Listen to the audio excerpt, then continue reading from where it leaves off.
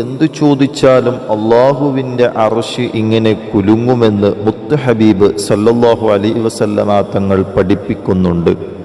ആ സമയത്ത് അള്ളാഹു മലക്കുകളോട് ചോദിക്കും, എന്തുകൊണ്ടാണ് അർശ് കുലുങ്ങുന്നത്?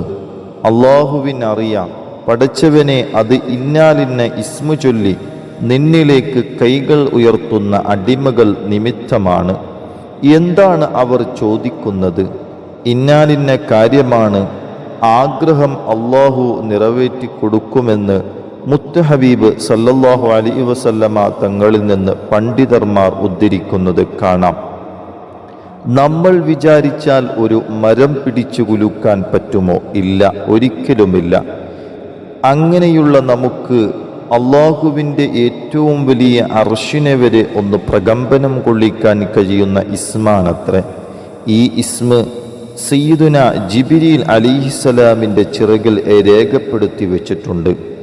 എന്നാൽ ഏത് ആഗ്രഹങ്ങൾ അവൻ്റെ മുമ്പിലുണ്ടോ എല്ലാ ആഗ്രഹങ്ങളും ഈ ഇസ്മ ചൊല്ലി ദുആ ചെയ്താൽ ആഗ്രഹങ്ങളും സാധിപ്പിച്ച് കിട്ടുമെന്ന് മുത്ത് ഹബീബ് സല്ലല്ലാഹു അലൈഹി വസല്ലമ തങ്ങൾ പഠിപ്പിക്കുന്നു.